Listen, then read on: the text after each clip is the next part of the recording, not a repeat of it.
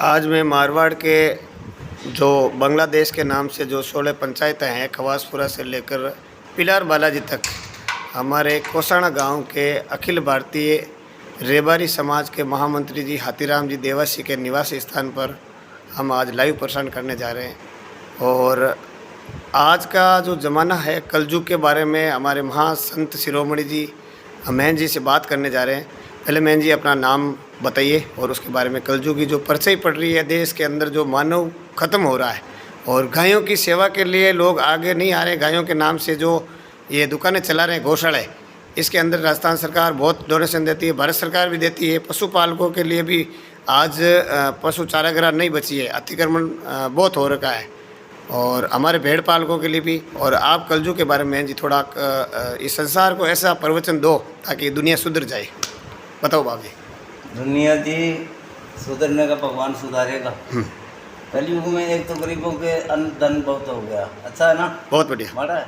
सतयुग में हमारे कपड़ा नहीं होता था, जूते भी नहीं होते थे, गौओं की सेवा भी हो रही है, पहले खुले ही फिरते थे, पढ़ाई भी हो रही है गरीबों की, सरकार मदद भी बहुत अच्छी कर रही है, सबके कोठियाँ लगा दी। कलयुग तो बहुत अच्छा है जी, मेरे दिमाग में अच्छा है। हमारे तो पहले बिजली होते थे, जितने भी बकरी चरा, मेरे आप ही चराइए बकरी। अब महाराज मेरा कलयुग में तो बहुत अच्छा लगता है। इतनी बात है जी। बहुत बढ़िया, बाप जी ने बहुत अच्छी बात बताई कि भाई पुराने टाइम में हमारे पूर्वजों ने जो झोंपड़ी के अंदर जो अच्छा दिन गुजारे, आज महलों वाले भी ये दिन नहीं गुजार सकते। हाँ, तो हम शुरू में काम से पीछे लाता हूँ। हाँ, तो 2 रोटी मेरी लाता हूँ, कुत्तों भी तो कुत्तों तो मैं जाता हूँ, उस टाइम कुत्ते दाब जाते, मैं कह तो खाते नहीं। इतनी नुकसान दे रही है सरकार, और क्या देगी सरकार। इतनी बात है जी आपने। बहुत बढ़िया बात बताई। और हमारे अखिल भारतीय रेबारी महासमाज के जो महामंत्री जी हाथीराम जी देवासी से थोड़ा विचार विमर्श करें। हाँ साहब, बताइए आप। आज परम पूज्य हरियाणा से हमारे निवास स्थान पर परम पूज्य महात्मा जी पधारे हैं, सुंदरनाथ जी महाराज, और उनके शिष्य भी साथ है, गुरुभाई भी साथ है।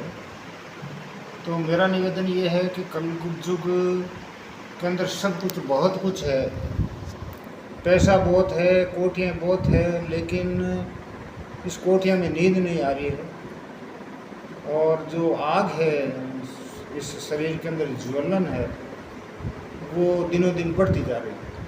कंपटीशन इतना बढ़ गया है, और सब कुछ होने के उपरांत भी माता पिता की जो सेवा नहीं कर रहे हैं, और सिर्फ अपनी धर्मपत्नी की बात को मान करके ये चल रहे हैं अभी जो युवा पीढ़ी है। दूसरा निवेदन ये है कि पहले हम लोग दूध और घी और ये छाछ, मक्खन, घी वगैरह खाते थे। अब जो युवा पीढ़ी जो नशे की प्रवृत्ति के अंदर चल रही है, इससे अपने शरीर का नुकसान हो रहा है, देश का नुकसान हो रहा है। कई युवाओं की तो इतनी जान खतरे में चली गई है कि वो रेलों के आगे आ रहे हैं, कभी आत्महत्या कर रहे हैं, कभी अपने पत्नी को गला घोट के मार रहे हैं, कभी माँ बाप को मार रहे हैं, हमें दम दो नहीं तो मार देंगे। ऐसी कलयुग की एक घोर अभी ये चल रही है। इसलिए मैं परमपिता और गुरुओं से ये आशीर्वाद और कर्म प्रार्थना करता हूँ कि आप शुभ आशीर्वाद दें तो देश कैसे जिंदा रह सके, पूरे विश्व के अंदर भारत देश का कैसे नाम हो।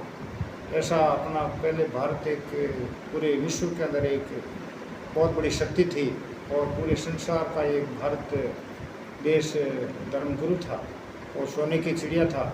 ऐसे हम चाहते हैं गुरुओं के आदेश से, भारत बहुत अच्छा देश है, और शीघ्र ही भारत देश पुणे जैसे आज से 1000 साल पहले भारत देश था, वैसा पुणे भारत देश बने, ऐसा हमारा सपना है। और गुरु जो भक्ति करते हैं और ये भगवान से प्रार्थना करें कि इसमें विश्व के अंदर पूरी शांति हो, विश्व धर्म पर चले, अपने माता पिता के गुरुओं के आदेश अनुसार चले, ताकि इनको मेला में शांति मिले, नींद आवे और प्यार से रहे, भाई और बहन और सारे परिवार सुख शांति से रहे। ऐसा मेरा गुरुओं से कर्म विश्वास करके मैं प्रार्थना करता हूँ। साहब एक चीज़ है कि मारवाड़ के अंदर जब छप्पनों का काल पड़ा था उस समय हमारे बुजुर्गों ने हमने सुना कि भाई ये खेजड़ी के जो छोटे खाए थे इन्होंने, और यह काल पड़ने से कभी कभी इस मानव जाति के बच्चों को भी खा गए थे। इसका क्या राय है? और हमारे जो काल पड़ने के बाद में हम मध्य प्रदेश की ओर विलीन हो गए थे कि भाई हमारे यहाँ काल है तो वहाँ पे कोई अनाज की बहुत अच्छी खेती होती है, तो वहाँ पे अपन पेट अपने परिवार का पालन पोषण करने के लिए। ये तो छपना और ऐसे ऐसे भयंकर काल तो हमारे पिताजी ने देखा, दादाजी ने भी देखा। मेरी उम्र अभी 75 ईयर्स है, तो मेरे पिताजी ने बताया था कि ऐसा भयंकर हो गया था धुंध का, उसके अंदर सारे लोग तड़प तड़प के भूखे मारे प्यास के मारे मरने लगे थे। ऐसे में फिर वो क्या करे कि आदमी भूख में इतनी आग पैदा हो जाती है कि अपने बच्चों को भी खाना पड़ता है। फिर जो खेजड़ियाँ होती हैं, वृक्ष थे, उनको काट काट करके पीस पीस करके 101% खाए थे और अपने जीवन को पूरा किया था। फिर ऐसा हाहाकार मचने के उपरांत यहाँ से सारे लोग पलायन कर दे, कोई हरियाणा, कोई पंजाब, कोई उत्तर प्रदेश, कोई Madhya Pradesh, out of state का नदी ऐसा खाली हो गया था राजस्थान, मध्य प्रदेश। फिर बरसात भी हुई, फिर वापस लोग अपने इस जो मजबूत लोग थे वो वापस राजस्थान में आए और बहुत अच्छी सुख सुविधाएँ हुई। और जाके यहाँ के राजा थे, उन्होंने भी रक्षा की, बड़े बड़े संत महात्मा थे, उन्होंने भी रक्षा की। अपने एरिया के बड़े शेठ थे, उन्होंने भी मदद की, कई लोगों को उन्होंने पढ़ा। एक माता जी, अपने आई माता जी थे, उसके भगत थे अपने दीवान साहब, उन्होंने भी काफ़ी आधे अपने ज़िलों के लोगों को उसने आशीर्वाद प्रदान करके उनको जीवित रखा। ऐसा हमारे पिताजी बात करते थे, ऐसा हमने सुना है। 101% उसने देखा, उन्होंने हमें बताया कि ऐसे हाहाकार के अंदर भी वो अपने परिवार को पालने के लिए अपने, हमारे पास ऊँट बहुत थे, हमारे पास गायें बहुत थी, तो हम लोगों ने कई लोगों को दूध से जिंदा रखा, कई लोगों को छाछ से जिंदा रखा और राबड़ी बना करके कुंटल 2-2 कुंटल गरीब लोगों को हम देते थे। राजस्थान में जो ये पश्चिमी राजस्थान है जो पूरा मारवाड़ सूखाग्रस्त है। जैसे भारत की 7 महाई नदियों में से 2 नदियाँ जैसे जोजरी नदी और लूनी नदी, इस नदियों में आप भारत सरकार से माननीय अटल बिहारी वाजपेयी साहब थे और भैरव सिंह जी शेखावत साहब थे उपराष्ट्रपति, और हमारी इस जोजरी नदी को जो 4 बार बाढ़ आई थी, अपने सन 3600 की बाढ़ और छपना को काल, पुरानी अपने पूर्वजों को ये पता है। और 79 की बाढ़ आई थी और 81 1981 में काली पीली पानी आया था, और उसके बाद में 2007 में वापस बाढ़ आई थी, जिससे अपने पूरा राजस्थान हरा भरा बन गया था। पश्चिमी राजस्थान जो अपने ये चंबल नदी से जुड़ा हुआ है, सूरतगढ़ से कटआउट है इसका, अपने नागौर होकर जोधपुर से बाड़मेर से सीधा गुजरात के कच्छ की खाड़ी में विलय होती है। और अब की बार ये लगता है कि 18 सालों बाद एक बार फिर वापस से ये जलमग्न होगा अपना पूरा इलाका। तो आप भारत सरकार से चंबल नदी का पानी लाने के लिए इसके बारे में आप बताओ थोड़ा।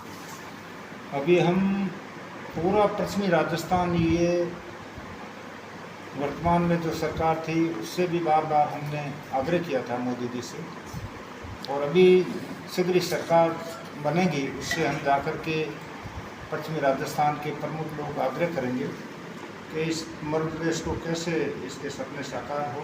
ये जब नदियाँ अगर जुड़ जाएगी तो ऐसा मानना है बुजुर्ग लोगों का, बुद्धिजीवी लोगों का, ये महान नदियाँ अगर भारत सरकार जोड़ देगी तो भारतवर्ष के अंदर ये पश्चिमी राजस्थान का और राजस्थान का ऐसा नाम हो जाए, क्योंकि यहाँ के लोग बहुत परिश्रम करने वाले लोग थे और अभी भी वर्तमान में बहुत कठोर परिश्रम करने वाले यहाँ के निवास करते हैं लोग। तो ऐसा आग्रह करेंगे और मुझे पूरा 101% भरोसा है भारत सरकार के ऊपर कि इस सपनों को साकार शीघ्र ही करने में कठोर कदम उठाएंगे। हमें लगता है कि मारवाड़ में जो बंजर भूमि पर एक बार हरितमा की चादर, ये मारवाड़ की ज़मीन है जो बहुत ही पशुपालकों के लिए है, गायों के लिए है, मानव के लिए। एक बार किसान, धरती पुत्र किसान है, इनके अन्नदाताओं का मतलब दूसरी ओर जैसलमेर की ओर पलायन नहीं करना पड़े और मध्य प्रदेश की ओर पलायन नहीं करने पड़े, पंजाब वगैरह। तो एक बार आप भारत सरकार और राजस्थान सरकार से इस जोजरी नदी को शुरू करवाने के लिए आप बहुत पूरे जोर से गुजारिश करेंगे। ये हमारे अखिल भारतीय रेवारी समाज के महामंत्री जी हाथीराम जी देवासी की बहुत ही बात अपने भारत सरकार के अंदर बहुत अच्छी पहुँचाई जाएगी। Aslam Khilji, live report, हवासपुरा।